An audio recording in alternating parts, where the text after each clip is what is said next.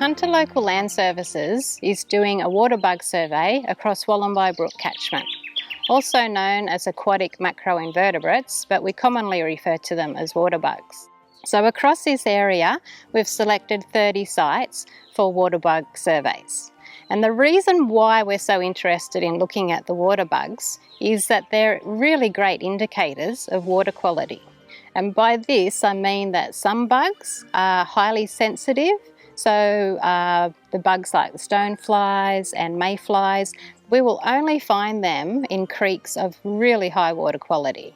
And then on the other end of the scale, we have tolerant bugs. So these bugs can put up with high turbidity levels, such as freshwater snails and bloodworms. If we're finding only those species, it's an indication that the water quality is not the best. All of the data that we sort of logging for this particular survey, which is pretty much the first time we've done waterbugs for this part of the world, is going into a citizen science database called the National Waterbug Blitz, and it gets there via an app called the Waterbug App. And so at the end of our week and a bit here, we'll hopefully end up with this lovely map of the Wollombi catchment, which just shows you the way the different streams have responded to land use. And so you'll have this thing, generally speaking, where in the forested headwaters things will be really nice.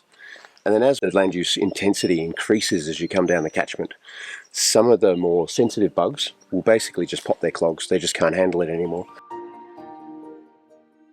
We're also looking at waterbugs because they're an important part of the aquatic ecosystem. In particular, they're a food source for platypus and racali. Racali is the native water rat. They're actually a bit more like an otter. They have webbed feet, really coarse fur, and a long tail. The last section of the tail, the last 10 centimetres or so, is white, which is an identifying feature.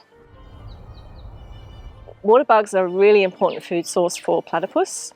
Platypus can spend up to half a day, 10 to 12 hours, foraging around under the water in amongst all the woody debris and the detritus looking for these bugs.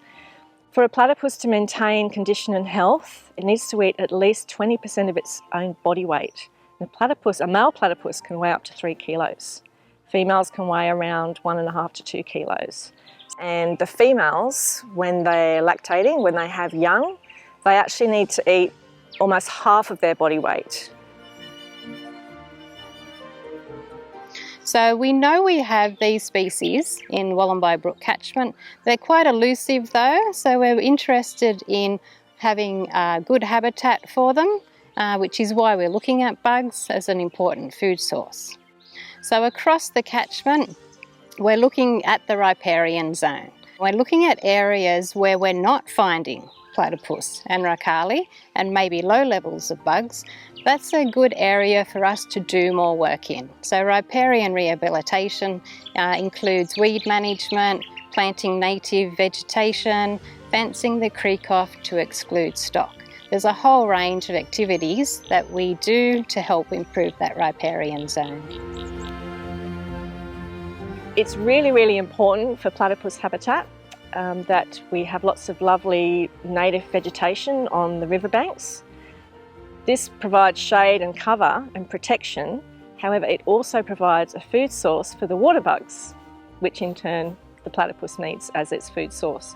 So all the leaves and woody debris that fall into the river from the native vegetation then get broken down by the waterbugs, and that is their food source. So very, very important to maintain and add and enhance our local native vegetation along our riparian areas.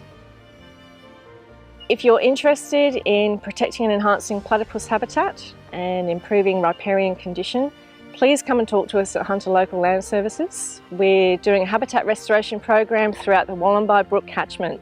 So if you live in that catchment, we'll be most happy to speak with you.